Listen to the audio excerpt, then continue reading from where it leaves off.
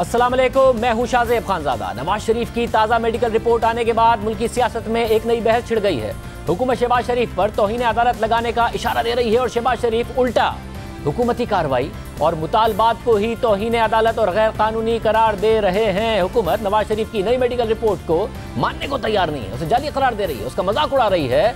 साथ ही आज शहबाज शरीफ ने अटॉर्नी जनरल को खत लिख दिया है जिसमें उनकी तरफ से कहा गया है कि इस तरीके से उनका जो खत था वही तौहीन अदालत है। आज ही सरकारी टीवी ने नवाज शरीफ की एक वीडियो चलाकर यह इंकिशाफ किया है कि नवाज शरीफ ने अपने बेटों और इसहाक डार के हमरा मैनचेस्टर के करीब एक फैक्ट्री का दौरा किया है जहां उन्हें ब्रीफिंग भी दी गई है। नवाज शरीफ पर इल्जाम लग रहा है कि उन्होंने फैक्ट्री का दौरा करने के लिए कई सौ किलोमीटर का सफर तो तय कर लिया। हालांकि कल ही उनकी मेडिकल रिपोर्ट में दावा किया गया था कि नवाज शरीफ की सेहत अच्छी नहीं है, उन्हें हर तरह के सफर से गुरेज करना चाहिए। मगर आज उनकी ये वीडियो सामने आ गई है और उनकी मेडिकल रिपोर्ट पर मजीद सवालात उठ गए हैं। इस पूरे मामले पर हुकूमत ने पहले ही नवाज शरीफ के जमानती शहबाज शरीफ के खिलाफ तौहीन अदालत की कार्रवाई का ऐलान कर रखा है। अब इस हवाले से क्या होगा, हमने मौक़िफ़ के लिए रब्ता किया था नवाज शरीफ साहब के साहबजादे हुसैन नवाज से, उन्होंने इंटरव्यू के लिए भी हामी भरी। हमारे साथ इस वक्त मौजूद है हुसैन नवाज साहब, बहुत शुक्रिया कि आप हमारे साथ मौजूद हैं। हुसैन नवाज साहब, कल मेडिकल रिपोर्ट जमा कराई गई है कि नवाज शरीफ साहब नहीं सफ़र कर सकते हैं, उनकी सेहत इजाज़त नहीं देती है, और ज़्यादा तबीयत ख़राब हो सकती है। और अब ये वीडियो इस वक्त आवाम के सामने मौजूद है। तकरीबन 400 किलोमीटर का लंदन से दूर वो सफ़र करके जाते हैं, एक फैक्ट्री में हैं। ये सब अगर वो कर सकते हैं तो पाकिस्तान क्यों नहीं आ सकते हैं? देखिए शाहजेब साहब, ये आप किसी वीडियो की बात नहीं कर रहे। आप यहाँ एक ऐसी हुकूमत जो अपने नालायकी से तवज्जो हटाने के लिए मुख्तलिफ रंग जो है ना, मुख्तलिफ हकाइक को मुख्तलिफ रंग दे के पेश करने की कोशिश कर रही है, आप उसकी बात कर रहे हैं। ये कोई आजकल की वीडियो नहीं है कि जो है ना ये जो आज आप सामने लेके आ रहे हैं, ये कुछ 4-5 माह पुरानी जो है ये फुटेज है। और दूसरी बात ये है कि अगर लेट्स से कि एक कंपार्टमेंट ट्रेन में बुक करवा के आप जो है ना किसी दूसरे शहर में किसी निजी दौरे पे जो है ना आप जाते हैं, आप यानी किसी जाती दोस्त या जाती जानने वाले के पास आप जाते हैं और वो आपसे कहते हैं जी कि आप मेरी फैक्ट्री में तशरीफ ले आइए और जो है ना हम आपको वैसे ही अपना काम दिखाना चाहते हैं, और आप वहाँ का एक छोटा सा विजिट कर लेते हैं 10-15 मिनट का, और वो जो है ना यहाँ से ट्रेन का रास्ता भी गालिबन 1.5-2 घंटे का है। जहाँ यानी अपना हम गए 4-5 माह पहले, इससे पेशतर जो है ना ये सामने क्यों ना लेके आए। इससे ये आज जो है ना अपना इसके साथ नथी करके इसको ये रंग देके कि ये आज ही की या कल की बात है, क्यों जो है ना पेश किया गया। और मजीद ये कि मैंने ही जो है ना मियाँ साहब को इस चीज़ पे कन्विंस किया था कि वो यहाँ से तशरीफ लेके जाएं मेरे साथ इस जगह पे, क्योंकि मैं चाहता था कि थोड़ा सा उनको चेंज मिले, उनको जो है अपना थोड़ी सी तब्दीली, आबो हवा की तब्दीली मिले। रोजाना जो है ना अपना एक ही जगह पे रहना उनके लिए नहीं मुनासिब। मैं ये चाहता था कि उनको थोड़ी अपना एक मुज़ाफ़ात है जो है ना वो जहाँ पे उनको लेके गया था, ताकि जो है ना वहाँ पे खुली जगह पे जाएं, वहाँ पे थोड़ा सा जो है ना कुछ सैर करके जो है ना वापस आएँ, और ऐसा ही हुआ। अब इसमें ऐसी क्या अचंभे की बात है? सर ये बात है ना हुसैन साहब के ये आप जहाँ भी लेके गए थे वो फैक्ट्री है, फैक्ट्री का दौरा कर रहे हैं वो, तो क्या बिजनेस डीलिंग्स और बिजनेस करने का टाइम है नवाज शरीफ साहब के पास? पाकिस्तान आने का टाइम नहीं है नवाज शरीफ साहब के पास। ये बिजनेस कहाँ से हो गया जनाब? वो अगर एक किसी की फैक्ट्री जो है, और बाय द वे आपको सही कि वो कोविड रेगुलेटेड फैक्ट्री थी जहाँ पे हम गए हैं, वो कोई ऐसी फैक्ट्री नहीं थी कि जहाँ पे जो है इस किस्म के हालात जो हैं। और यहाँ वैसे भी आप जानते हैं कि फैक्ट्रीज में लेबर बहुत कम होती है, बहुत कम होती है यहाँ पे लेबर। कोई यानी अपना ये थर्ड वर्ल्ड कंट्रीज की तरह यहाँ पे नहीं है, यहाँ पे कोविड रेगुलेटेड है। और दूसरी बात ये है कि 2 घंटे के लिए वहाँ पे गए और उसके बाद जो है ना कुछ टाइम ठहर के वहाँ से वापस आ गए। इसका जो है ना अपना पाकिस्तान आने से क्या ताल्लुक है? मगर किसी दूसरे की सवाल ये कि किसी दूसरे की फैक्ट्री में क्यों जाएंगे नवाज शरीफ साहब इतना लंबा सफर करके? नहीं, किसी दूसरे की फैक्ट्री में जाना क्या गुनाह है? वहाँ पे अगर लेट से कि एक साहब के घर गए, बाय द वे उनके घर गए थे, और वो वहाँ से अपनी फैक्ट्री में सिर्फ यानी शौक से कि ना, बल्कि उन्होंने चूंकि उम्र में बहुत छोटे हैं उनसे, उन्होंने कहा जी कि हम आपसे दुआ भी चाहते हैं क्योंकि आप हमारे वालिद की उम्र के हैं, वालिद उनके नहीं है जो है ना उन साहब के। तो उन्होंने कहा जी कि चूंकि आप हमारे बुजुर्गों की उम्र के हैं तो बरकत होगी अगर आप जो है ना वहाँ पे अपने चले जाएं जो ना हमारी फैक्ट्री के अंदर। तो इसमें ऐसी क्या अचंभे की बात है, क्या प्रॉब्लम की बात है? मतलब अगर कोविड है, नवाज शरीफ साहब की जान को खतरा है, उनके डॉक्टर्स लिख रहे हैं, मास्क किसी ने नहीं पहना हुआ है वीडियो में। नहीं, कोविड वहाँ पे याद तो हो ना, किसी जमघटे के अंदर गए होते हैं वहाँ तो अपना जो ना कई 100 फुट के बाद जो ना एक आदमी खड़ा होता है वहाँ पे। जिस किस्म की जो ना लेबर यहाँ पे महंगी है, लिहाजा फैक्ट्रीज में ऑटोमेशन होती है वहाँ तो बल्कि आम जो है ना, आप अगर बाहर जाते हैं यहाँ पे हाइड पार्क में जाते हैं, वो तो उससे भी कम लोग हैं वहाँ पे फैक्ट्री में। साहब, तो अगर ये इतना लंबा सफर करके वो वहां जा सकते हैं, और आपने कहा कि एक अलग पूरा कंपार्टमेंट था जो उनके लिए बुक किया गया, वो पाकिस्तान से एयर एम्बुलेंस में गए थे, तो एयर एम्बुलेंस में पाकिस्तान वापस क्यों नहीं आ सकते हैं? अर्ज ये है सर कि जिस किस्म के जो ना अपना हालात का उनको सामना था पाकिस्तान में, क्या ये चाहते हैं, और वो लिखा है ये चीज बाकायदा जो ना डॉक्टर ने भी, क्या आप चाहते हैं कि उन्हीं किस्म के हालात में जो ना उनको वापस भेज दिया जाए? क्या आज तक जो है ये इस बात में किसी किस्म की इन्वेस्टिगेशन हुई है कि उनको उनका प्लेटलेट क्यों गिरे थे? क्या आज तक जो है ना अपना इस बात की इन्वेस्टिगेशन की गई है कि जो ना ये सब्सटेंस इंड्यूस तो नहीं थी जो ना अपना जो उनके प्लेटलेट्स गिरे थे? क्या आज तक ये जो ना किसी ने जानने की कोशिश की है कि मियां साहब की सेहत जो है वो वहाँ पे क्यों बिगड़ी थी, जो कि यहाँ आके जो ना ठीक हो गई, और वो इमीडिएटली आने के बाद ठीक नहीं, महीनों लगे जो ना उनको। और आप ये फरमा रहे हैं कि उनको हम उन्हीं हालात के अंदर जो है ना वापस भेजे जहाँ पे डॉक्टर्स ने, यहाँ मैं आपको जो है ना ये बात बताता चलूँ कि डॉक्टर्स ने खुद डॉक्टर अदनान से जो है ना ये बात कही, नाम नहीं लूंगा कि किसने कहा है, कि खुदा का वास्ता है कि मियां साहब को आप यहाँ पे हमारे पास जो ना इलाज के लिए ना रहने दीजिए। इन हालात में जब ये हुकूमत हर बात पे जो है ना जायज़ नाजायज़ दबाव डालती है, हम उनका इलाज नहीं करना चाहते हैं, और ना हमारे पास वो कैपेबिलिटीज़ हैं, ना हमारे पास जो है ना वो कैपेबिलिटीज़ हैं कि हम जो है ना उनका यहाँ पे इलाज करें। उनके लिए बेहतरीन तरीका ये है कि आप उनको किसी ऐसे सेंटर में ले जाएं, और यही कुछ उन्होंने अपनी रिपोर्ट में लिख के दिया। मगर हुसैन नवाज साहब, आपने जो ये बात की कि ये इस बात की इन्वेस्टिगेशन होनी चाहिए कि उनके प्लेटलेट्स क्यों गिरे थे। अब दो बातें हैं, एक तरफ हुकूमत ये इल्जाम लगाती है कि जी ये सारा का सारा ड्रामा किया गया था, फ्रॉड था, जिस तरीके से वो गए और रिपोर्ट्स बनवाई गई थी। अब जाहिर है हुकूमत से हम ये सवाल करते हैं कि जी इस चीज़ की आप इन्वेस्टिगेशन क्यों नहीं कराते। जब आप ये कह रहे हैं कि नवाज शरीफ साहब के प्लेटलेट्स गिराए गए थे और आप ये हिंट कर रहे हैं कि किसी तरीके से उनको कोई ऐसी चीज़ खिलाई गई थी जिसकी वजह से ये हुआ, तो वो जैसे ही लंदन गए उस वक्त आप उनके टेस्ट कराते और इस बात का नतीजा बताते कि क्यों उनके अचानक प्लेटलेट्स गिरे थे। अगर कोई नेचुरल रीजन नहीं था, अगर कोई और रीजन था, तो आपने भी नहीं बताई ऐसी कोई बात। देखिए सर, पहली बात तो ये है कि मैंने आपके सामने फैक्ट बोला है, और मैंने ये कहा है कि इसकी इन्वेस्टिगेशन नहीं की गई, मैंने कोई हिंट नहीं दिया यहाँ पर। दूसरी बात यह है कि मियां साहब को यहाँ से भेजने से पहले इतना वक्त जो है जाया कर दिया गया था कि वो अगर आके अपने जो सैंपल्स दे के अपना टेस्ट करवाते भी तो जो है ना वो टेस्ट जो है आपको बहुत रिलायबल ना रहता, बल्कि शायद बिल्कुल ही रिलायबल ना होता, क्योंकि महीना 1.5 महीना तो गुजर गया था जो ना पाकिस्तान में मियां साहब को जो ना सारी प्रोसीजरल जो ना मामलात को निपटाते। तो फिर कोई तो वजह बताई होगी ना हुसैन नवाज साहब के अचानक एक शख्स के प्लेटलेट्स इतने कम क्यों गिर गए हैं। वहाँ के डॉक्टर्स ने कोई नहीं कहा कि जी ये हो सकता है कि इनको कुछ खिलाया गया हो, उसकी वजह से हुआ हो, कोई ऐसी बात हो? कोई ऐसी बात नहीं की, क्योंकि किसी रिपोर्ट में ये बात नहीं लिखी है ये तो आपके जो ना पहले 48 घंटे के अंदर सैंपल्स लेके अगर उनको फोरेंसिक लैब के अंदर भेजा जाता तो ये पता लगता है। लेकिन बात ये है कि हुकूमत ने क्यों करना था। ये हुकूमत जो है ये तो खुद जो है ना बदनीयत है, यानी हर चीज के अंदर जो है ना ये बदनीयत है। आप ये कह रहे हैं कि आज वो जो है ना मुख्तलिफ प्रोपेगेंडास कर रही है, किस लिए जो है ना ये प्रोपेगेंडास कर रही है? इस वजह से कि आज जिस किस्म के हालात का इनको सामना है, जिस किस्म के क्रिटिसिज्म का इनको सामना है, जिस किस्म की शर्मनाक कारकर्दगी दिखाई है, इनको बहाने से उनसे तवज्जो हटाना मकसूद है आवाम की। तो मगर वो बहाने दे तो आप ही रहे हैं ना।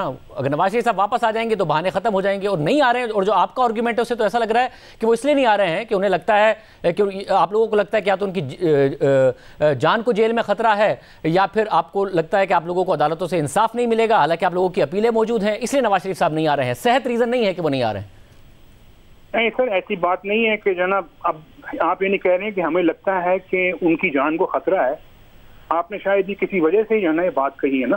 बात ये है आपके आर्गुमेंट से राइट कर रहा हूँ, जो आपने बातें कही है कि उनको कोई सब्सटेंस तो नहीं दिया गया था, कोई ऐसी बात तो नहीं थी, तो क्या ये वजूहात है, या फिर आपको इंसाफ की तवक्को नहीं है? मेरी शाहदेव साहब काइंडली मेरी बातों से नताइज जो ना अखज़ न कीजिए। मैं आपको ये अर्ज कर रहा हूँ कि जहाँ तक मियां साहब का ताल्लुक है, आपने ये देखा कि उनकी सेहत गिरी और कुछ थोड़ी सी नहीं गिरी। एक वक्त था जो ना डॉक्टर्स ने बाकायदा ये कहा था कि जब हम उनको देखते हैं तो हम ये नहीं जानते कि दोबारा उनको हम देख पाएंगे या नहीं। और फिर उसके बाद आपके पास ऑन रिकॉर्ड है कि अल्लाह ताला उनको गरीक रहमत करे, डॉक्टर ताहिर शमसी ने क्या कहा था। इसके अलावा आपके पास ऑन रिकॉर्ड है कि ये मोहतरमा यासीन राशिद साहिबा ने क्या कहा था। वो आप जो है ना दोबारा चला के देख लें।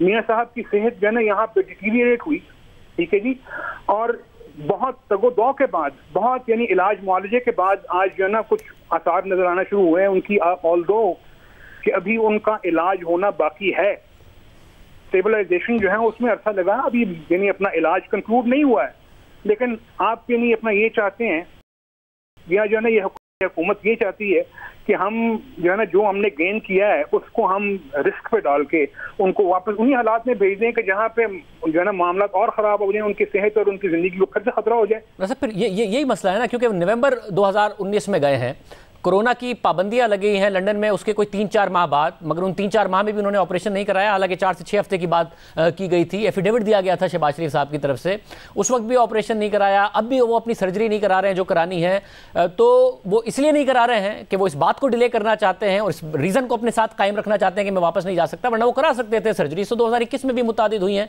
कोई 4.25 लाख सर्जरीज तो 2020 में भी हुई हैं लंदन में। देखिए, अगर जो है ना ये आने का मामला होता तो जब उनको हेवनफील्ड रेफरेंस का फैसला जब सुनाया गया था तो उस वक्त क्यों गए अगर ये मामला होता तो, और उस वक्त वो मरीम नवाज को साथ लेके क्यों पाकिस्तान आए? ये भी तो जो है ना एक सवाल कंसिडर करने की बात है। आज अगर जो है अपना आप ये बात कहते हैं कि ऑपरेशन उन्होंने क्यों नहीं करवाया, तो ऑपरेशन उस वक्त करवाया जाएगा कि जिस वक्त उनके मुआलिजीन जो है वो समझेंगे कि it is the best time for him to proceed. जिस दिन जो है अपना वो और उनके खानदान वाले जो है समझेंगे कि this is the best time to proceed, उनका जो है ना इलाज मुआवजा जो है वो चल रहा है, उनकी स्टेबलाइजेशन चल रही है और इसको चलने दीजिए जब तक कि जो है ना अपना the time is right for him to go for a procedure. Hussain Nawaz साहब वो गए तो पाकिस्तान से इसलिए थे ना कि उनकी हालत क्रिटिकल थी और फौरी तौर पर उनको इलाज की ज़रूरत थी। ज़ाहिर नवाज शरीफ साहब की 72 साल उम्र है, उनको डायबिटीज़ है, हार्ट की प्रॉब्लम है, उनकी तबीयत बिल्कुल ख़राब होगी, उस पर नहीं सवाल उठा रहा मैं, मगर अगर वो क्रिटिकल नहीं है तो फिर, और उनके डॉक्टर्स को भी लगता है कि इस वक्त उनके फौरी तौर पर ऑपरेशन की ज़रूरत नहीं है, तो फिर तो उन्हें पाकिस्तान आना चाहिए ना, क्योंकि वो क्रिटिकल थे, फौरी इलाज की ज़रूरत थी, इसलिए गए थे। और आप कह रहे हैं यहाँ पे भी कोई इलाज करने को तैयार नहीं था। अगर वो क्रिटिकल नहीं है तो उन्हें आना चाहिए। जो है ना एक के बाद, और आप जानते हैं कि एक दफ़ा भी जो है ना जब वो किसी अस्पताल में या क्लिनिक में गए तो उस ज़माने में मीडिया की गाड़ियाँ जो है ना उनको फॉलो करती, बाकायदा रिपोर्ट होता था कि जो आज फलां क्लिनिक में है, आज वो फलां अस्पताल के अंदर है, और वो एक मुसलसल यानी इलाज मुआवजे के बाद जो है ना अपना ही हैज अचीव्ड स्टेबिलिटी। और अभी भी यहाँ पे कोविड बहुत ज़्यादा है, आप जानते हैं कि अभी भी कोविड बरतानिया में बहुत ज़्यादा है और रिस्क नहीं लिया जा सकता। और दूसरी बात ये कि अगर कोविड ना भी हो, मैं जिस तरह आपको पहले कह चुका हूं कि मियाँ साहब जो है उनके प्रोसीजर्स, उनका इलाज उस वक्त खत्म होगा जिस वक्त उनके डॉक्टर समझेंगे और जिस वक्त जो ना हम बतौर उनका खानदान समझेंगे कि he is now safe to go back to Pakistan. मगर हुसैन नवाज साहब इसमें जो ना मैं माफी चाहता हूँ कि इमरान खान या उसके जो चेले चांटे हैं ना जी, उनकी जो है ना अपना असेसमेंट नहीं चलेगी यहाँ पे। प्रोफेशनल असेसमेंट और फैमिली जिनका की असेसमेंट जरूरी है इस चीज़ में। ज़ाहिर इमरान खान की नहीं चलेगी, मगर जो अदालत है उसकी तो चलेगी ना। उस अदालत से प्रॉमिस करके गए थे, तो इसलिए सवाल ये उठ रहा है कि फिर उस अदालत में आप डॉक्टर की राय क्यों भेज रहे हैं? डॉक्टर शॉल की आपने राय भेज दी है, मेडिकल रिपोर्ट्स क्यों नहीं भेज रहे हैं? उस रिपोर्ट्स में बाकायदे तौर पर हो कि इनके चेकअप हुए हैं, उस चेकअप के बाद इनकी ये रिपोर्ट्स हैं जो पाकिस्तान का मेडिकल बोर्ड भी देख सके, क्योंकि शहबाज शरीफ साहब को कंटेम्प्ट ऑफ कोर्ट का सामना करना पड़ सकता है। देखिए सर कि मेडिकल रिपोर्ट क्या होती है? मेडिकल रिपोर्ट जो है ना एक डॉक्टर का ओपिनियन होता है।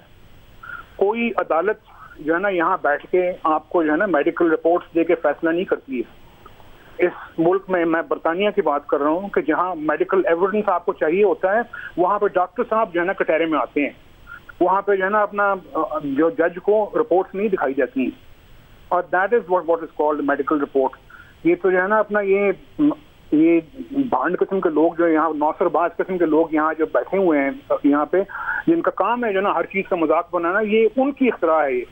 मेडिकल रिपोर्ट क्या होती है? मेडिकल रिपोर्ट जो है वो एक डॉक्टर का ओपिनियन होता है. This is what you know I am talking about in legal terms. मगर हुसैन नवाज साहब, आपकी अपनी तो अथॉरिटी है ना कि अगर नवाज शरीफ साहब चाहें कि उनके जो टेस्ट रिपोर्ट्स हैं वो पाकिस्तान भेजी जाएं और पाकिस्तान में कायम मेडिकल बोर्ड देख सके तो कोई कानून उनको रोकता नहीं है कि नहीं जी, कानूनी तौर पर कोई और उनकी रिपोर्ट नहीं शेयर कर सकता. वो खुद चाहे तो कर सकते हैं, तो भेज दें पाकिस्तान में. नहीं, इसकी जरूरत नहीं है. जब एक डॉक्टर साहब जो हैं, जो कि एक इंतहाई पाए के डॉक्टर हैं, जिनकी एक बहुत अच्छी रेपुटेशन है, जिनकी पूरी दुनिया के अंदर इज्जत है, यानी एक चीज के अंदर अगर वो एक चीज कह रहे हैं तो मेरा नहीं ख्याल कि जो है ना वो लोग जो है ना कुछ ज्यादा ऐड कर सकेंगे ना पाकिस्तान के अंदर, या कोई ये सिवाय जो है ना ये जो इस हुकूमत के जो वज़रा हैं कि जिनका और कोई काम नहीं है इस किस्म की फजूलियात के सिवाय उनकी फजूल बातों के, और जो है ना कोई इसमें ज्यादा वैल्यू ऐड नहीं कर सकते इस चीज के अंदर. मगर दायरे आप एक सियासी पार्टी को रिप्रेजेंट करते हैं नवाज शरीफ साहब, तो ये जो बात है कि अमेरिका में का एक डॉक्टर बरतानिया में मौजूद नवाज शरीफ साहब के हवाले से अपनी रिपोर्ट दे रहा है और वो पाकिस्तान में मौजूद अदालतों में सबमिट हो रही है, आपके ख्याल में ये आपके पॉलिटिकल नैरेटिव के लिए बहुत अच्छा है? देखिए सर कि पॉलिटिकल नैरेटिव के लिए क्या अच्छा है क्या नहीं अच्छा, आप ये अवाम से जो है ना डायरेक्टली सवाल कर सकते हैं, और आप जो अभी रिसेंटली सर्वेज आए हैं आप वो देख सकते हैं. ठीक है जी. जहां तक मियां साहब की सेहत का ताल्लुक है, मैं पहले याद कर चुका हूं कि उसके ऊपर किसी किस्म का कॉम्प्रोमाइज नहीं होगा. और अगर यहाँ पे कोई एग्री करता है, एग्री नहीं करता, उससे वो ना करे एग्री. क्योंकि आपने अवाम के सर्वेज की बात की है, उन अवाम के सर्वेज में नवाज शरीफ साहब को वापस आना चाहिए या नहीं आना चाहिए उसके नताइज भी देख लीजिए कि अवाम की अक्सरियत क्या समझती है. अब वो वहाँ से तकारीर कर रहे हैं, बातें कर रहे हैं, रेस्टोरेंट्स भी जाते हैं, मगर पाकिस्तान नहीं आते हैं. तो यही वजह है कि वो पाकिस्तान के अदालती निज़ाम पर नहीं ट्रस्ट करने को तैयार हैं, और उनको लगता है कि उनके साथ नहीं उनको इंसाफ मिलेगा, जिसकी वजह से वो नहीं आ रहे हैं. आप खुद जो है ना ये बात यहाँ पे कहने को वजह होगी कि जिसकी बुनियाद पे जो ना आप शाहजेब साहब ये कमेंट दे रहे हैं. आप सब मेरा कमेंट नहीं है, सवाल है, और उस सवाल का जवाब ढूंढ रहा हूँ मैं बहुत देर से.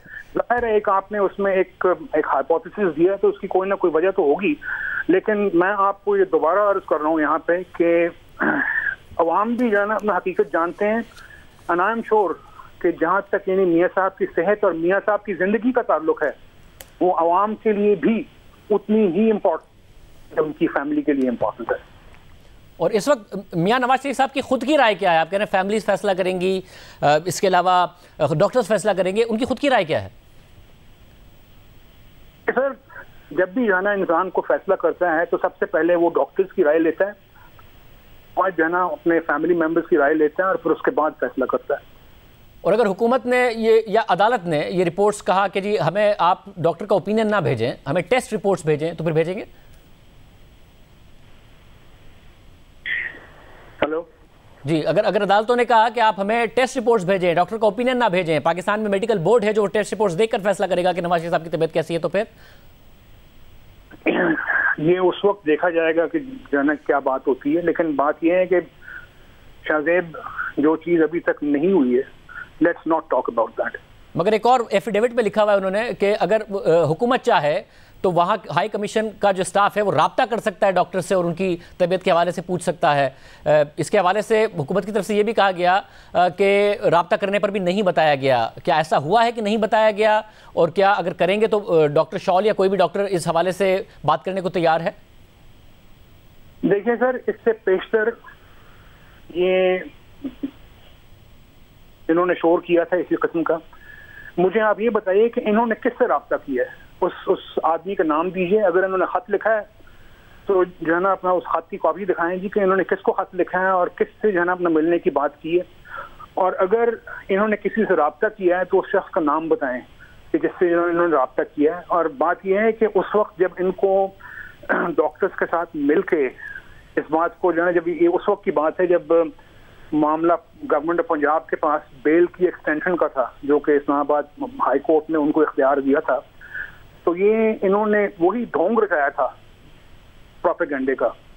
इन्होंने किसी से राब्ता नहीं किया उस वक्त, ना आज तक जो है ना किसी के साथ राब्ता किया है. अगर उस वक्त राब्ता नहीं किया तो अब राब्ता करने का क्या फायदा? और अगर अब करें तो डॉक्टर आप करेंगे मेडिकल से जो ना भाड़ में जाए, जहाँ तक ये इनका ताल्लुक है, हमें जो ना कोई परवाह नहीं है। और जिस वक्त राब्ता करना था चाहिए था उस वक्त राब्ता किया नहीं, अब तक जो ना अपना राब्ता किया नहीं, जो ना अब राब्ता कर लेने का भी क्या फायदा है। तो जो ना मेडिकल रिपोर्ट जमा करवा दी है हमने इस वक्त। इशू ये है कि अदालत में अंडरटेकिंग थी उनकी कि अगर चाहे तो राब्ता कर सकता है, आपके कहने से भाड़ में जाएगा नहीं मामला, आपको पासदारी करनी पड़ेगी, वरना नवाज शरीफ साहब भुगतेंगे या फिर शहबाज शरीफ साहब को कंटेम्प्ट भुगतनी पड़ेगी। ये उस वक्त की बात है जो है ना जिस वक्त उसकी वाकई जरूरत थी अदालती हुक्म के तहत, उस वक्त उन्होंने राब्ता किया ना। आज जो है ना अपना राब्ता करने का क्या फायदा है, क्योंकि उस वक्त जो है ये पहले जाके अदालत में ये तो जवाब दें कि उस वक्त जब इसकी जरूरत थी उनको जो है ना मुआलिजीन के साथ राब्ता करने की, उस वक्त तो इन्होंने जो है ना राब्ता किया ना, और क्यों ना किया ये इस बात का भी जवाब देना। और अगर किया तो किससे किया, नहीं किया इन्होंने किसी के साथ राब्ता। अब यानी अपना इतना वक्त गुजर जाने के बाद अगर जो है इन्होंने जो ना आज राब्ता करना है तो उसका क्या फायदा है। और वो भी जो है ना अपना इस वजह से कि आज जो है ये इस किस्म के बहाने ढूंढ रहे हैं अपनी जो है नाकिस कारकर्दगी से लोगों की तवज्जो हटाने के लिए, जो है इस किस्म के जो है ना ये ढोंग रचा रहे हैं। तो यानी अपना आप क्या चाहते हैं कि हर दफा जो है ना हम उनकी आनत करें जो है अपना अपने ढोंगों की तकमील के लिए। वैसे अगर पहले हुकूमत ने गलत बयानी की है और जैसा कि आप कह रहे हैं कि नाम बताएं कि किस शख्स ने राब्ता किया था, तो ये सवाल तो बनता है हुकूमत से, मगर एफिडेविट दिया है शहबाज शरीफ साहब ने और उसमें कोई टाइम लिमिट नहीं है, उनके एफिडेविट में लिखा हुआ है। सवाल सुनिए, गलत बयानी नहीं की इन्होंने, गलत बयानी दर गलत बयानी की है इन्होंने, झूठ दर झूठ बोला है इन लोगों ने, जो है क्या जाना है। मगर शहबाज शरीफ साहब ने एफिडेविट में लिखा है कि अगर हुकूमत को लगता है कि उनकी तबीयत दुरुस्त है तो वो वहां पर जाके उनके मुआलिज से वेरीफाई कर सकते हैं। तो भाड़ में जाने का मामला चलेगा नहीं, आपको ताउन करना पड़ेगा। ऐसा लग रहा है आप ताउन करने को तैयार नहीं है। अब डॉक्टर शॉल ने तो लिखा है कि उनसे राब्ता किया जा सकता है, तो क्या आप नहीं है राब्ता कराने को तैयार? नहीं, देखिए सर कि मैंने ये नहीं कहा कि मैं राब्ता कराने पर तैयार नहीं हूँ। डॉक्टर शॉल जो है उन्होंने भी अपना लिखा है उसमें कि जो है मुझसे राब्ता किया जा सकता है, लेकिन सर राब्ता जो है उनसे किया गया डॉक्टर शॉल से इंतहाई बदतमीजी के ऊपर और गाली गलोच के ऊपर मबनी जो है ना इनको ईमेल लिखी गई हैं उनके ईमेल पे, जो कि उनके बल्कि काश के अगर मेरे अख्तियार में होता तो मैं जो है अपना जो उनका कांटेक्ट था उस पर स्याही फेर के जो है ना ये जो है ना अपना पेश करता वहाँ पे, लेकिन शायद ये अदालत को मंजूर ना होता है इस तरह। वो वहाँ से उनकी ईमेल लेके उनके जो है ना दीगर कॉन्टैक्ट लेके इंतहाई फजूल किस्म की जो है ना हेट मेल उनको भेजी गई है, उनसे बदतमीजी की गई है, उनसे जो है बदजुबानी बदकलामी और गाली गलोच की गई है जो ना उनके साथ, एक प्रोफेशनल के साथ। और जो है ना उन्होंने बाकायदा जो है ना इस चीज़ की शिकायत की है जो ना हम लोगों से। और ये किसने करवाया है जो ना, किसको जो है ना अपना बहुत सा जो है ना ये क्या कोई ऑफिशियली किसी ने किया है, किसने किया है ये डॉक्टर शॉल के साथ जो आप बात कर रहे हैं, किसी ऑफिशियल ने किया है या किसने किया है? मेरा ख्याल है सर कि शायद जो है ना अपना ऑफिशियल होने की कसर रह गई है, बाकी इससे कम नहीं है। आप यानी मैं बल्कि आपसे तो नहीं, मैं किसी से भी है ना एक जो ना न्यूट्रल बंदे से, आप जो है ना अपने एक साफी हैं, मैं किसी अपने न्यूट्रल बंदे से ये सवाल पूछूंगा कि किसको बोझ हो सकता है डॉक्टर शॉल के साथ जो कि एक प्रोफेशनल है। कौन जो है ना अपना जो फ्रस्ट्रेशन है अपनी और गुस्सा है अपना वो एक प्रोफेशनल के ऊपर निकालेगा। ये जो है उन्होंने बाकायदा जो है ना हमें शिकायत की इस बात की कि बहुत ही तौहीन आमेज और बदतमीजी से लबरेज खतूत और जो ना ईमेल्स न जाने क्या क्या जो है उन्हें भेजा गया है एक रिपोर्ट लिखने के ऊपर। एक प्रोफेशनल के साथ जो है ना ये सलूक किया जाता है। मतलब ज़ाहिर अफसोस की बात है, ये कतई तौर पर नहीं होना चाहिए, मगर मैं फिर भी वो सवाल करूंगा कि एफिडेविट के मुताबिक अगर उनसे रब्ता करती है हुकूमत और अदालत में ये पेश करने के लिए कि रिपोर्ट दुरुस्त है या नहीं है, तो डॉक्टर शॉल जवाब देंगे हुकूमत को?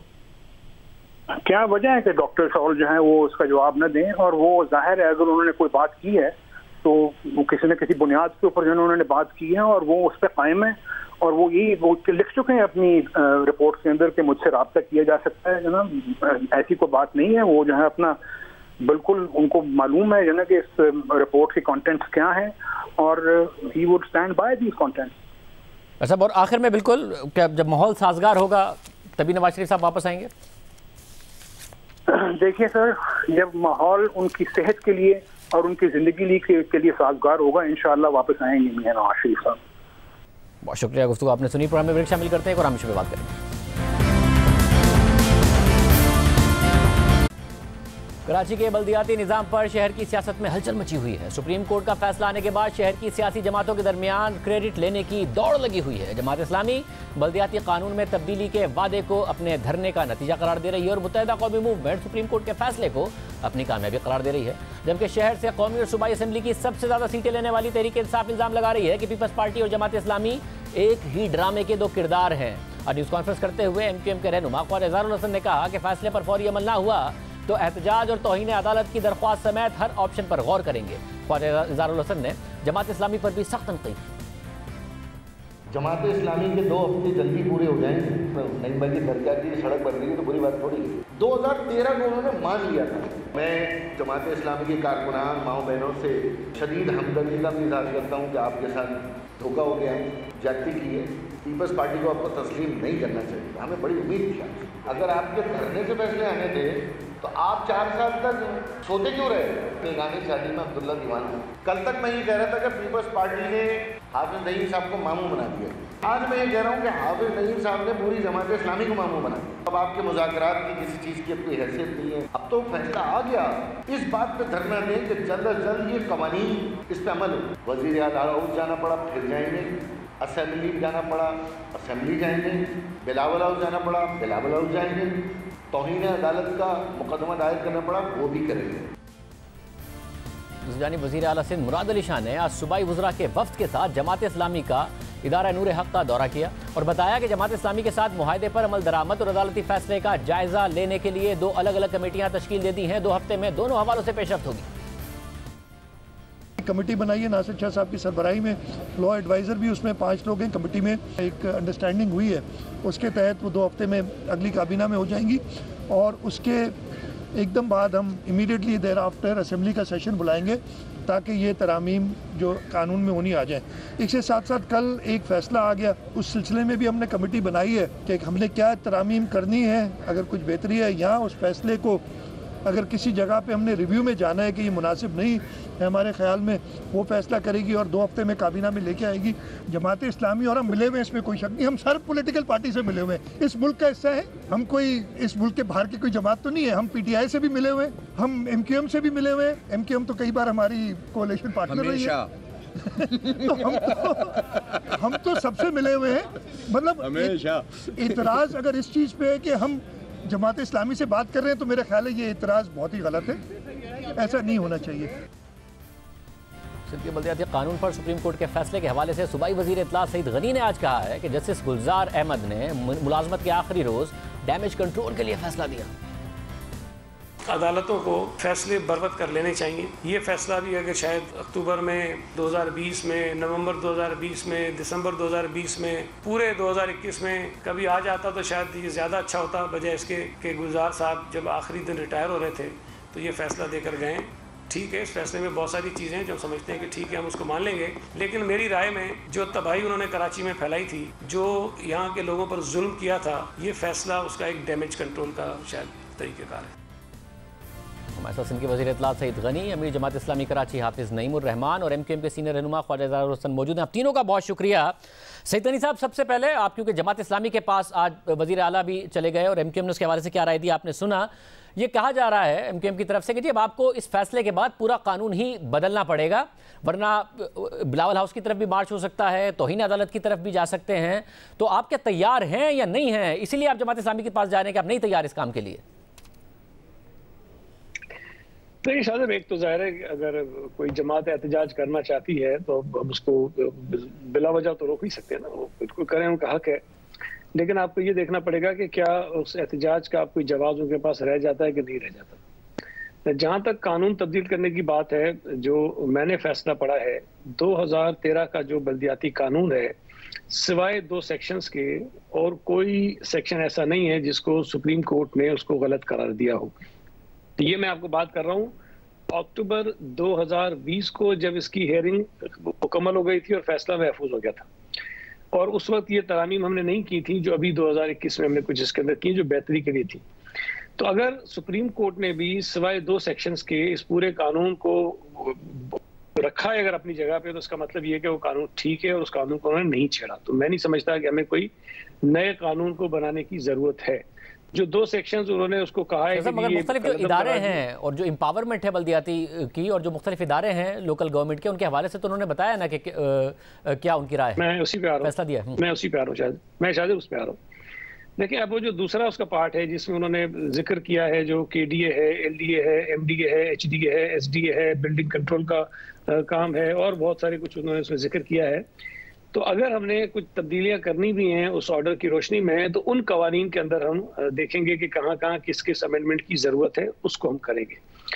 अच्छा, अभी जो आज कैबिनेट की मीटिंग हुई है, उस मीटिंग में जो कमेटी बनाई गई जिसका मैं भी रुकन हूँ, उनको यही काम दिया गया है कि आप इस पूरे ज़ाहिर है कि हम कानून को, इसको फैसले को देखें और फैसले पे ज़ाहिर है कि जो माहिरीन है उनसे बात भी करें और हम देखें कि इसमें कौन कौन सी चीज़ें हैं जिस पर हम फौरी तौर पर अमल दरामद कर सकते हैं, कौन कौन सी चीज़ें ऐसी हैं जिसके ऊपर शायद हमें रिव्यू में जाना पड़े ताकि मज़ीद क्लैरिटी आए, क्योंकि हम समझते हैं कि इस फैसले में कुछ चीज़ें ऐसी हैं जिससे कन्फ्यूजन है हमारे जहनों में और उसको हम सुप्रीम कोर्ट से गुजारिश करेंगे कि उसको मज़ीद वो वाजे कर दें कि उसको हमें किस तरह आगे लेकर जाना है। अच्छा, एक और इम्पॉर्टेंट चीज़ में जो है वो ये है कि देखिए सुप्रीम कोर्ट का जो ये फैसला आया है अगर आर्टिकल 148 के हवाले से, वो सिर्फ सूबा सिंध के लिए नहीं है, वो पंजाब पर भी लागू होगा, वो KP में भी होगा, वो इस्लामाबाद में भी होगा, वो पंजाब में भी होगा, बलूचिस्तान में भी होगा।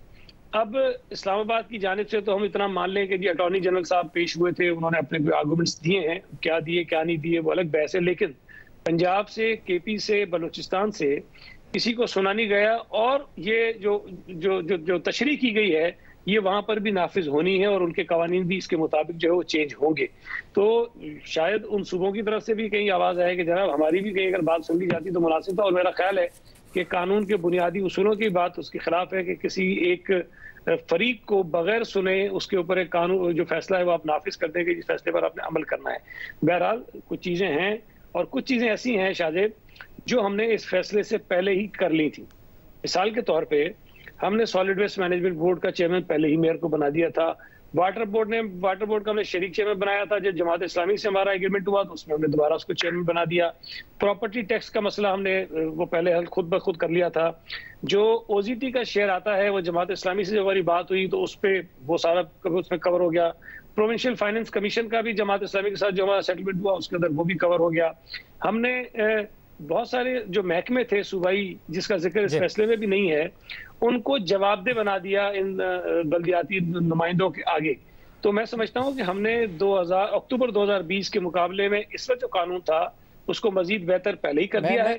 कुछ चीजें अगर ठीक है, मैं हाफिज नईम साहब आपके हवाले से ज़ाहिर है बड़ी तनकीद तहरीक इंसाफ की तरफ से और MQM की तरफ से हो रही है कि एक तो जो पीपल्स पार्टी है जो कानून में पहले से चीज़ें मौजूद थी वो आपको ये करके पेश कर रही है कि जी आपसे मुज़ाकरात के नतीजे में तब्दीलियां कर दी हैं, और दूसरा वो कह रहे हैं कि सुप्रीम कोर्ट का फैसला आ गया उसमें तो बहुत बड़ा कंसेशन ली जा सकती है, हुकूमत को और ज़्यादा मजबूर किया जा सकता है, मगर आप के पास पीपल्स पार्टी आ रही है जिसकी वजह से आप सिर्फ पैसे दे रहे हैं पीपल्स पार्टी को। नहीं, देखें ये फैसला तो आया 2013 के कानून के हवाले से। 2021 का जो एक्ट था उसके बाद ही हमने इस पूरी तहरीक को मुनज़्ज़म किया और हमने कहा कि 2013 में भी 80% तो चीज़ें चली गई थी, 2021 में आपने बाकी सब कुछ भी ले लिया। हमारी बुनियादी बात ये थी कि 21 की जो तालीम और सेहत के इदारे आपने लिए हैं तो फौरी तौर पर वापस करें, ये हमारा पहला मुतालबा था। दूसरा मुतालबा ये था कि जो शहर के जितने इदारे हैं उसमें मेयर का रोल होना चाहिए और मेयर की लीडरशिप में होना चाहिए, उसके मातहत होना चाहिए। और तीसरा मुतालबा हमारा जो बहुत अहम तरीन था वो ये था कि PFC अवार्ड को मुनक़िद होना चाहिए और उसके लिए टाइम लिमिट तय होनी चाहिए। और PFC के तहत मोटर व्हीकल जो 50 साल से जो नहीं हुआ उस पर हमने बात की, और OZT यानी ऑक्ट्राइज ज़िला टैक्स 99 के फार्मूले के मुताबिक। ये इतनी इंपॉर्टेंट बात है कि जाहिर सी बात है कि इसके नतीजे में बल्दिया को बहुत बड़ा फ़ायदा होगा और यूनियन काउंसिल्स को मालियात मिले उसके आबादी के शेयर के एतबार से। तो हमारे ये बुनियादी मुतालबात थे। फिर हमारा मुतालबा ये भी था कि मेयर का डायरेक्ट इंतखाब हो, और हमारा मुतालबा ये भी है, था भी और है भी, कि ये तमाम इदारे प्रॉपरली डिवॉल्व होने चाहिए। देखें, हमने इन तमाम मुतालबात को लेकर एक पूरी लिस्ट दी थी, कल नहीं बताया हमने, ये हमने बल्दियाती बिल आने से पहले ये लिस्ट पीपल्स पार्टी को भेजी थी, CM साहब को। उसके बाद जब इन्होंने इसके मुताबिक नहीं किया और 2021 का एक्ट आया तो हमने उस पर एहतजाज किया। ये दोबारा हमारे पास आए, हमने दोबारा इनसे सारी बातें की, फिर इन्होंने ये एक पास यानी बिल जो है एक्ट बन गया, फिर हमने तहरीक शुरू की और पिटीशन भी हमने फाइल कर दी। हमारी ये तहरीक आगे बढ़ती चली गई और बिलाखिर धरना हुआ। धरना जारी, उस वक्त सुप्रीम कोर्ट का कोई फैसला मौजूद नहीं था, हम एहतजाज कर रहे थे और वाहिद सिंगल पॉलिटिकल पार्टी थी जो सीरियस एहतजाज कर रही थी, बाकी पार्टियां तो नहीं कर रही थी। जिनके पास 30 एमपीए 22 एमपीए थे वो तो प्रेस कॉन्फ्रेंस और एपीसी कर रहे थे। हमने बहरहाल धरना दिया, चलते रहे, मुज़ाकरात हुए, डिले हुए, लेकिन हमने बरसात गुजारी, सर्दी गुजारी, आंधी गुजारी और शहर भर में एहतजाज किया और बिलाखिर पीपल्स पार्टी बैठी और उसने हमारी बहुत सारी बातें मान ली।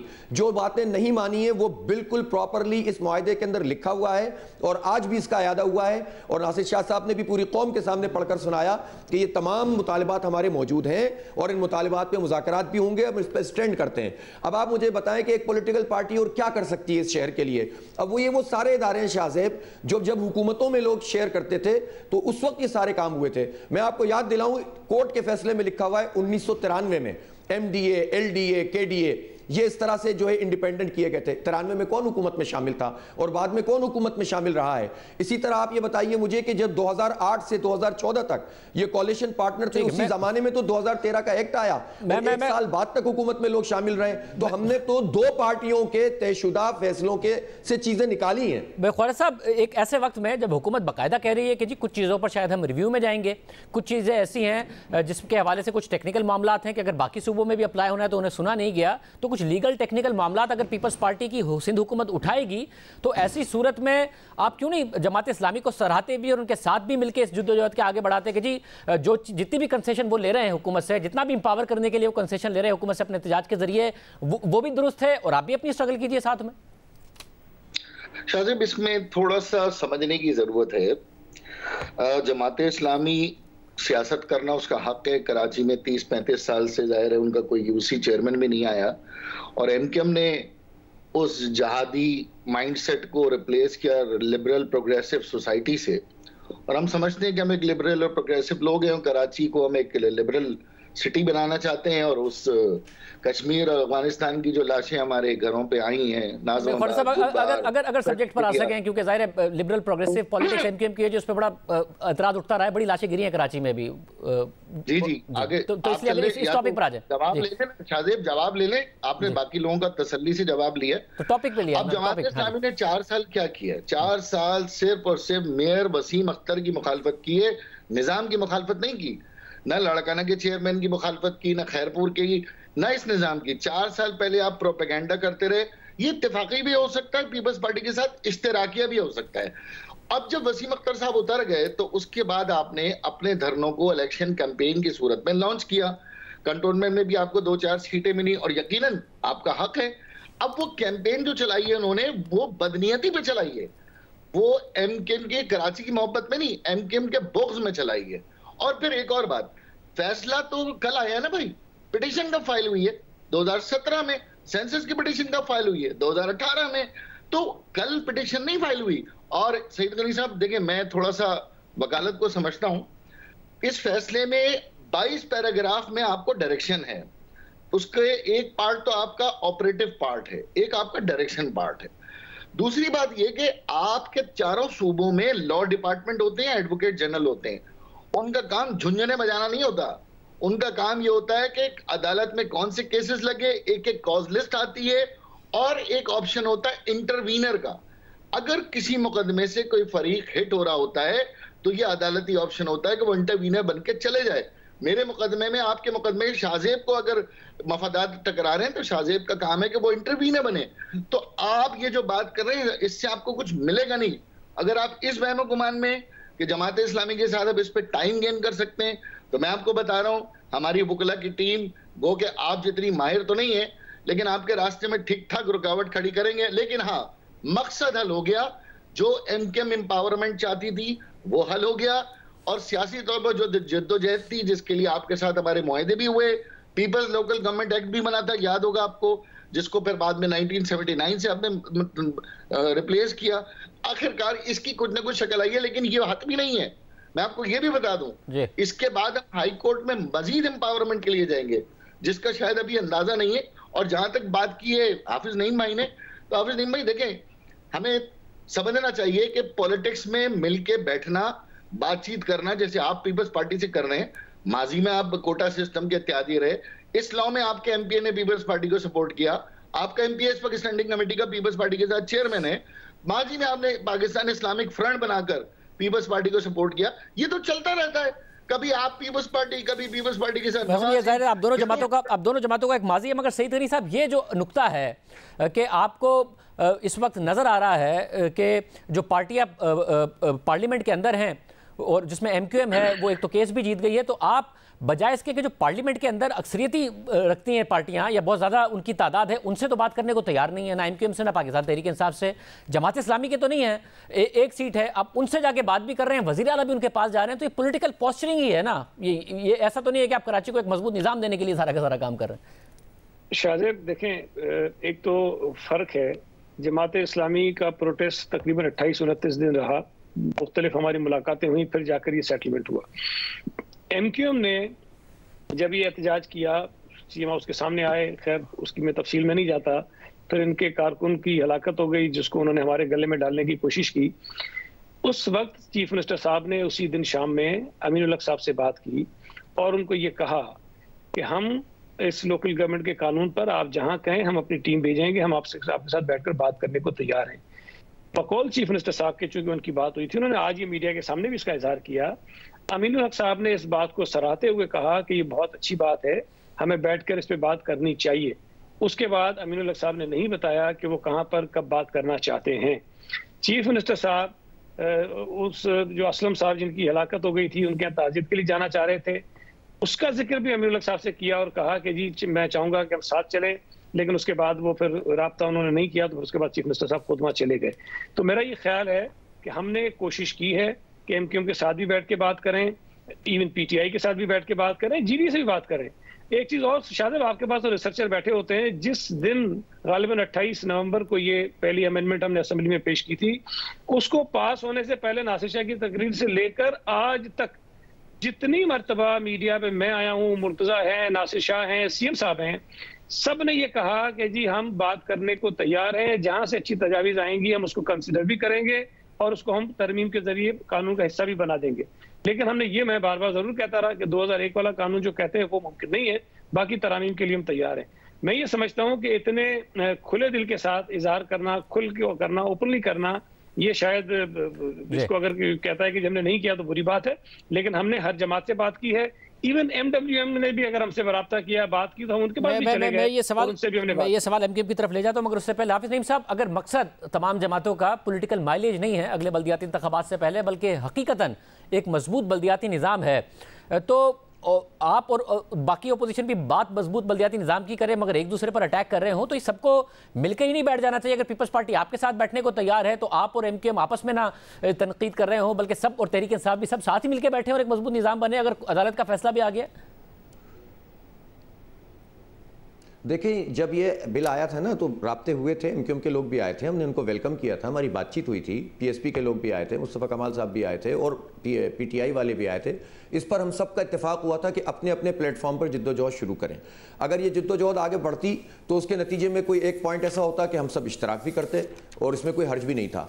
लेकिन हुआ ये कि उसके बाद पीटीआई ने और एमक्यूएम ने प्रॉपरली कोई एहतजाज किया ही नहीं और अपने अपने प्लेटफॉर्म से कुछ भी नहीं किया। जो 15वें, मैं बता रहा हूँ ना आपको, 15वें रोज जो है हमारा धरना था, उससे पहले हम कराची बचाओ मार्च कर चुके थे, उससे पहले हम 10 धरने शहर में दे चुके थे, सिग्नेचर कैंपेन कर चुके थे।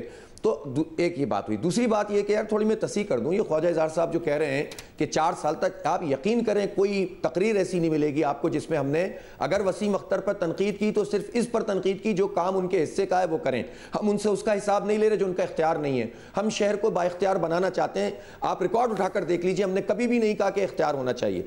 तीसरी बात यह है कि देखें 2008 से और 2014 तक एमक्यूएम प्रॉपरली हिस्सा थी जो है पीटीआईएस के पीपल्स पार्टी के साथ। इस दौरान में जितने इदारे वापस लिए गए और इस इदारे जो 2013 का कानून जिसको ये कह रहे हैं कि हम ये कर देंगे और वो कर देंगे, भाई उस कानून के आने के तकरीबन 13 महीने तक आप उसका हिस्सा थे और आपने कभी कराची में कोई हड़ताल इस कानून के खिलाफ नहीं की।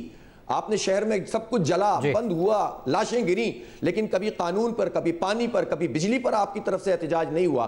तो जो रिकॉर्ड है उसको दुरुस्त रखें। बाकी आप जो चाहें जमात इस्लामी को कहें, आपका हक है, हमारा कोई ऐसा मसला नहीं, हमने इस शहर की खिदमत की है। मगर बड़ा अच्छा हो कि जो भी आप लोगों का माजी है उसको एक तरफ रखते हुए माजी के इख्तिलाफात, अगर एक चीज आगे बढ़ रही है, ख्वाजा साहब, सईद गनी साहब कह रहे हैं मुतअद्दिद दफा बात करने की कोशिश की है, नहीं हो पाई है आपके रवैये की वजह से, वो अभी भी तैयार हैं, तो मिल बैठ के सब करें ताकि एक मजबूत बल्दियाती निजाम मिल जाए सिंध को। शाहजेब सिर्फ थोड़ी सी तस्हीह करूंगा। 2013 में ये सईद गनी साहब मौजूद हैं, हम इसी शर्त पे इनके साथ वो 8 महीने या 7 महीने हुकूमत पे थे, और हमने एक और बिल पेश किया था, 2015 का वो बिल है, मेरे पास वो ड्राफ्ट मौजूद है, लेकिन जब उस पर अमल नहीं हुआ था तो फिर हम दोबारा अपोजिशन में बैठ गए थे, और ये हमारा हक है। देखें, कोई भी सिंध हुकूमत जीत के आती है ना, अक्सरियत लेके आती है, वजीर आला ही एग्जेक्टिव होता है, वुज़रा ही एग्जेक्टिव होते हैं, इनसे काम लेना है। हाफिज नईम साहब क्योंकि असेंबली में कभी आए नहीं, आएंगे तो फिर इंशाल्लाह इनको पता चलेगा कि असेंबली में रिकॉर्ड कैसे बनता है, दुरुस्त कैसे होता है। आज भी असेंबली में एक एक लफ्ज़ लिखा जाता है, बाकी चेक कर लें।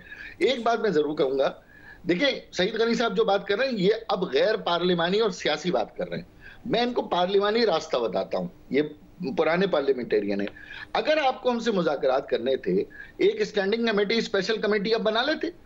ये रूल्स ऑफ बिजनेस है ना आपका, कि किसी कानून पे इत्तेफाक ना हो तो आप स्पेशल कमेटी कॉन्स्टिट्यूट करें तमाम पॉलिटिकल पार्टीज की, और इस लॉ को उसमें डिबेट करें। आप टीवी पे कह रहे हैं कि हम बात करने तैयार हैं, कर क्या रहे हैं आप, अपनी मर्जी कर रहे हैं। आप टीवी पे कह रहे हैं अपने तजावीज दें, किया क्या आपने, 3.5 मिनट में आपने ये बिल पास किया 2013 में। तो भाई टेलीविजन जो है ना, यानी ख्वाजा साहब पार्लियामेंट के अंदर आप बात करने को तैयार हैं, आप कह रहे हैं कि पीपल्स पार्टी बात करना चाहती है, करे पार्लियामेंट में आके, और इसको हम तैयार हैं, एक पार्लियामेंट कमेटी बनाए, हम बात करने तैयार हैं, लेकिन ये लॉलीपॉप वाली कमेटी नहीं लाएं। ये सईद गनी साहब एक मजबूत कमेटी। मैं एक करेक्शन कर दूं, देखें ये खुद असेंबली में मुझे पता नहीं उस दिन थे कि नहीं थे। ये बात ठीक है कि वो जो 28 नवंबर को हमने तरामीम की उसमें वक्त शायद कम मिला, लेकिन ये इनका कहना कि हमने नहीं पढ़ा ये गलत है, इसलिए कि उसके ऊपर भी ऑपोजिशन की तरफ से अमेंडमेंट्स आई थी।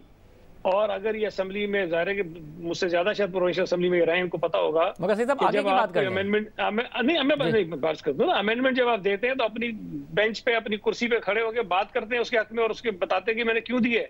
स्पीकर साहब ने नाम पुकारे, इनमें से कोई आदमी बात करने को तैयार नहीं था अपनी दी हुई अमेंडमेंट के ऊपर, और ये बाहर चले गए। फिर जब दूसरी मतलब गवर्नर साहब ने इसको बिल को वापस भेजा कुछ ऑब्जर्वेशन के साथ, हमने उनकी ऑब्जर्वेशन तस्लीम की, उसके बाद दोबारा इनकी अमेंडमेंट्स थी, दोबारा अमेंडमेंट्स पे इन्होंने बात नहीं की। स्टैंडिंग कमेटी वाली बात पे आपको यकीन नहीं है? मेरी तो सुने ना, मैं आपको जो फैक्ट बता दूं, ये गलत है क्या? आप लोग उस वक्त भी एहतजाज करके चले गए, और हम उस वक्त भी ये कहते रहे कि भाई असेंबली फोरम है, यहाँ पर आए, यहाँ पर बात करें, यहाँ पर अपनी तजावीज रखें। लेकिन ये अब अगर ये सड़क पे मुजाहरा करेंगे, एहतजाज करेंगे, धरना लगाएंगे, तो भाई मैं सड़क पे जाके इनसे बात करूंगा ना।